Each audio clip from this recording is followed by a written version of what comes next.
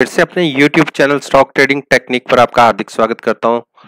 दोस्तों, मैंने जो आपके साथ कल निफ्टी 50, बैंक निफ्टी और बैंक निफ्टी के कुछ पर्टिकुलर स्टॉक्स के बारे में आपसे बात की थी, उम्मीद करता हूं कि आपने वो वीडियो देखकर आज की मार्केट सेशन के साथ उसका कंपैरिजन किया होगा और रिजल्ट्स आपके सामने होंगे। अब उन रिजल्ट्स को मैं अगर डिस्कस करूंगा तो नेचुरली बात है, वीडियो लंबी होगी और आपको देखने में भी थोड़ी मुश्किल आ सकती है। तो रिजल्ट्स पे बात ना करके हम 24 तारीख को, 24 अगस्त यानी मंडे को इनमें क्या पॉसिबिलिटीज बनती हैं, चलिए एक बार उसको डिस्कस करते हैं। निफ्टी 50 का चार्ट मैंने स्क्रीन के ऊपर लगाया है। ये फ्यूचर्स का चार्ट है। आपको पता है कि निफ्टी फ्यूचर्स ट्रेड करता रहता है और रात तक इसके जो कहते हैं कि प्राइसेस अपडेट होते हैं। 3:55 के आसपास के टाइम के हिसाब से, मैं इंडियन टाइम के हिसाब से आपके साथ इसके चार्ट्स को डिस्कस कर रहा हूं। तो अगर आप आज के इंट्राडे के चार्ट को देखेंगे 21 अगस्त के, तो आप देखिए परसों के ट्रेडिंग सेशन से देखेंगे तो एक गैप डाउन ओपनिंग हुई थी और अगर आज के हिसाब से देखेंगे तो गैप अप ओपनिंग हुई और ये जो गैप बना ऑलमोस्ट फिल भी हो गया, एक दिन के अंदर ही फिल हो गया। तो अब यहां से क्या पॉसिबिलिटीज बनती है? निफ्टी ने अपने एक बहुत ही बढ़िया लेवल, जो हम कह सकते हैं 5 दिन का मूविंग एवरेज होता है, उसको होल्ड किया हुआ है और क्लोजिंग 350 के ऊपर की है। तो अच्छा साइन है, हेल्दी साइन है। और जब तक हम ये कह लें कि 11,300 को होल्ड कर रही है, तब तक किसी तरीके से घबराने की बात नहीं है।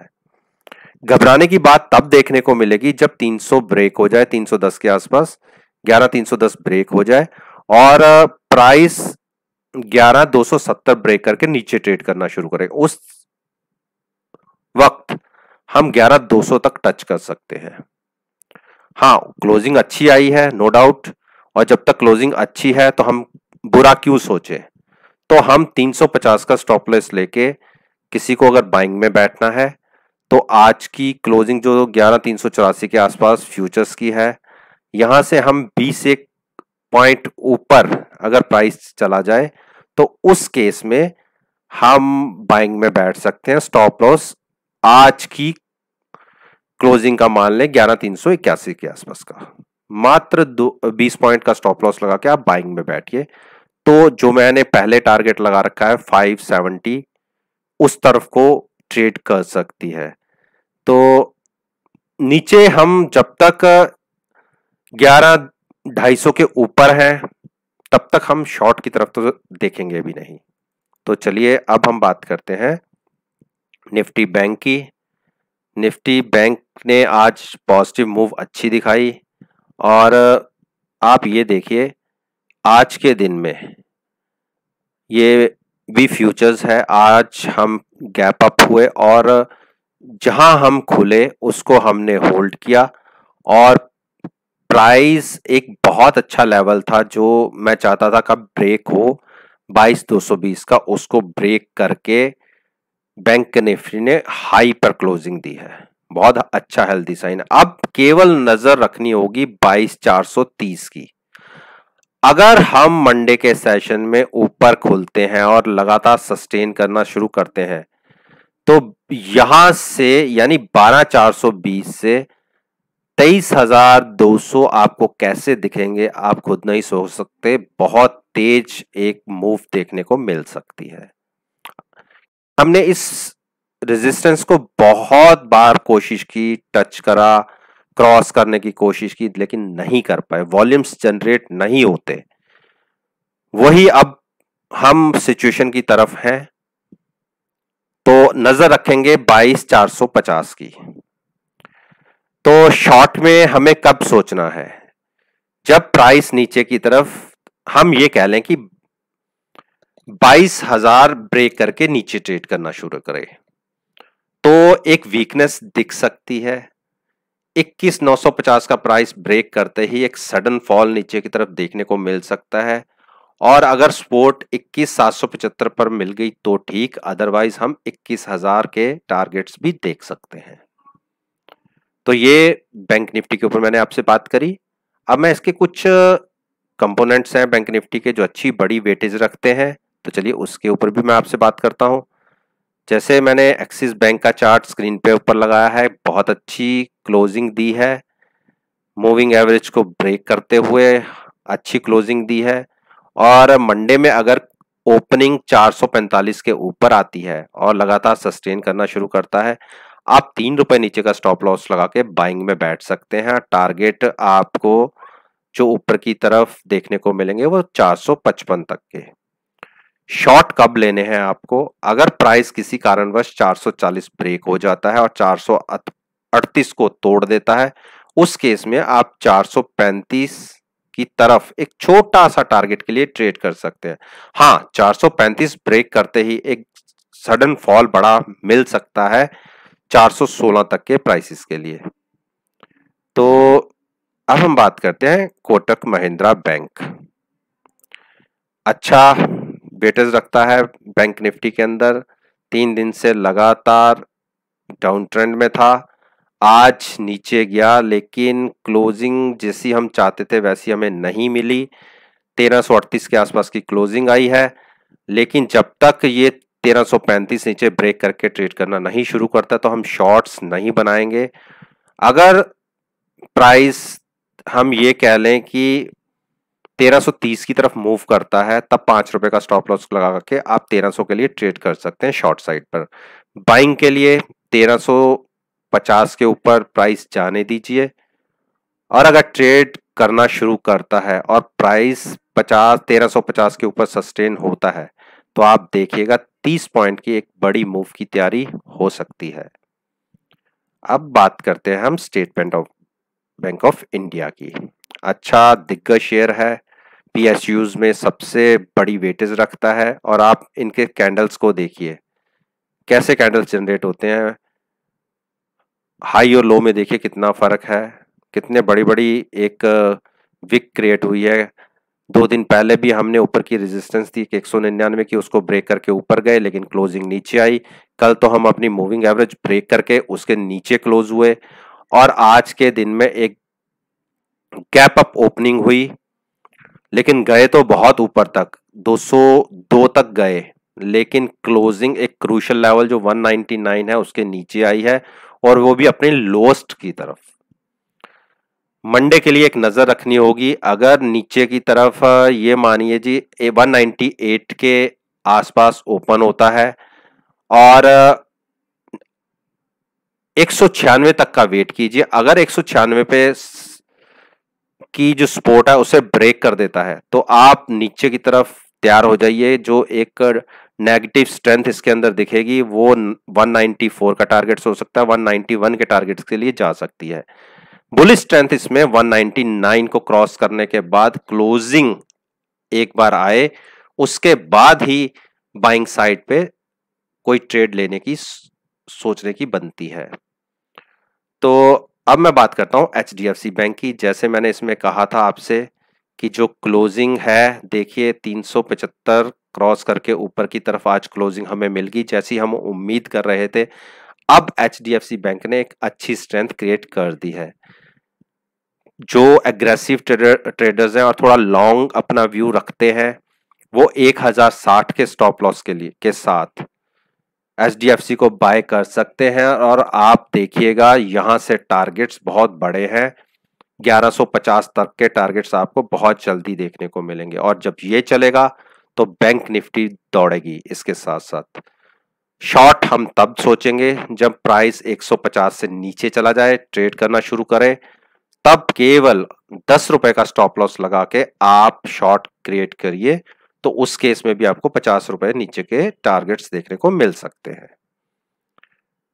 आईसीआईसीआई बैंक अच्छी वेटेज रखता है निफ्टी बैंक के अंदर, और इसकी देखिए इसकी भी कैंडल्स उसी तरीके से जनरेट हो रही है। हाँ, आज की क्लोजिंग बहुत अच्छी है, कल की भी अच्छी थी, आज उसी के ऊपर आई है, और अगर बाइंग साइड पे बैठना है तो आप 366 का स्टॉप लॉस लगा के ओपनिंग 375 के ऊपर होने दीजिए और देखिए यहां से एक मूव तकरीबन 20 रुपए की मूव ऊपर की तरफ देखने को मिलेगी। बेरिश व्यू हम तब जनरेट करेंगे जब 362 ब्रेक हो जाएगा। उस केस में आप 360 का वेट कीजिए, प्राइस नीचे की तरफ जाता है, 362 का स्टॉप लॉस लगा के आप शॉर्ट क्रिएट कर सकते हैं। अब हम बात करते हैं नीचे की तरफ, इंडस बैंक की बात हो गई, सॉरी आईसीआईसी बैंक की बात होती है, अब इंडस बैंक की बात कर लेते हैं। इंडस बैंक भी एक वीक टेरिटरी में आज क्लोज दी है। अभी इसमें बाइंग और सेलिंग नहीं बनती। बाइंग के लिए 516 का लेवल देखने वाला होगा और अगर 520 की तरफ प्राइस निकलेगा तो 516 का स्टॉप लॉस लगा के आप बाइंग में बैठ सकते हैं। शॉर्ट हम 510 ब्रेक करने के बाद सोचेंगे।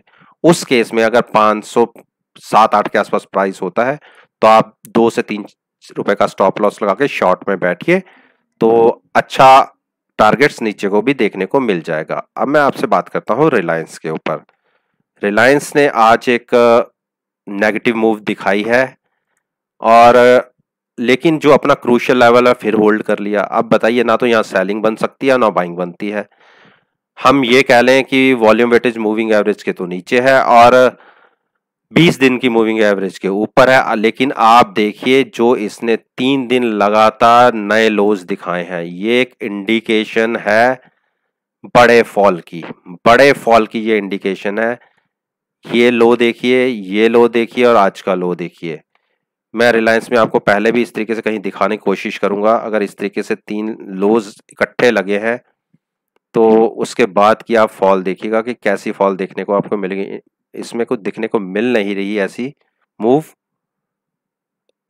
मैं यहां से दिखाता हूं, ये देखिए आप, यहां पे एक बड़ी मूव थी प्राइस में, जो इस तरीके से आप कंटिन्यूस अगर 3 बेरिश कैंडल्स नए लोज जनरेट करती है तो बड़ा इंडिकेशन मिलता है कि एक बड़े फॉल की तैयारी हो रही है। और अगर इसके साथ एक बड़ी कैंडल जनरेट हो गई, यानी ये तीनों, इसका हाई और इसका लो, इन तीनों को कवर करते हुए एक बड़ी कैंडल जनरेट होगी तो वो बुलिश साइन होता है। तो अभी इसमें ट्रेडिंग कैसे ले हम, वो मैं आपको बताता हूं। 20,060 अगर हम इसके आसपास ओपन हो जाते हैं, गैप डाउन ओपन, और लगातार सस्टेन करते हैं उस प्राइस के नीचे, तो आप 20 रुपए ऊपर का स्टॉप लॉस लगा के शॉर्ट में बैठिए और यकीन मानिएगा आपको तकरीबन 150 पॉइंट नीचे को देखने को मिल जाएंगे। और बुलिश साइड दिखे ही नहीं रही। सेंट पिछले 10 दिन से एक लिमिटेड दायरे के अंदर ट्रेड कर रहा है।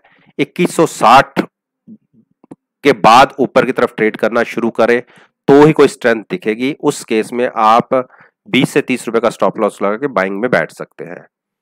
अब हम बात करते हैं एचडीएफसी। एचडीएफसी लगातार एक रेंज बाउंड है और लगता है कि किसी तरफ का धमाका दे सकता है। मैं भी उसी वेट में हूं और आप देखिए कितने बड़ी बड़ी गैप डाउन, गैप अप। देखिए आज फिर इसने ऊपर की तरफ क्रॉस किया, लेकिन क्लोजिंग फिर जो इसका क्रूशियल लेवल है 1805 उसके नीचे आई है।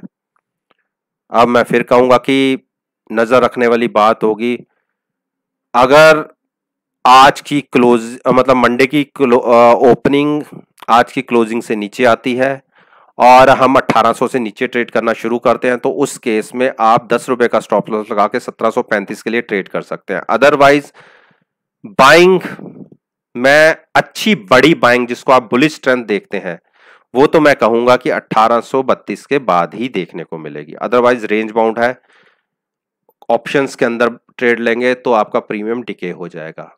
तो दोस्तों, ये वो 10 स्टॉक्स थे जो निफ्टी 50 के अंदर मैं रोज बात करता हूं और बैंक निफ्टी और निफ्टी के अंदर अच्छी बड़ी वेटेज रखते हैं। और अगर आप इनकी प्राइस मूवमेंट को मंडे की मार्केट के साथ एनालाइज करेंगे तो जो मैंने कहा है आपके सामने रिजल्ट्स होंगे और यकीन मानिएगा आप निराश नहीं होंगे। मेरी पास्ट परफॉर्मेंस को देखना चाहते हैं, मेरे यूट्यूब चैनल पर आइए, प्लेलिस्ट को देखिए और मार्केट के साथ उनके रिजल्ट्स को कंपेयर कीजिएगा। और जैसे मैं आपसे कहता हूं कि ये वीडियो केवल मैं सिखाने के पॉइंट ऑफ व्यू से आपके साथ शेयर कर रहा हूं। मैं कभी नहीं कहता कि आप मेरी वीडियो देखकर मार्केट में कोई एक्शन क्रिएट करें। वीडियो पसंद आए तो मेरे यूट्यूब चैनल को सब्सक्राइब करें, लाइक करें और साथ में बेल आइकन का बटन प्रेस करना मत भूलिएगा, जिससे नोटिफिकेशन डायरेक्टली आप तक पहुंच सके। तो दोस्तों, इसी बात के साथ मैं आपसे विदा लेता हूं और एक नई वीडियो के साथ फिर से आपके सामने आऊंगा। तब तक के लिए धन्यवाद। Take care.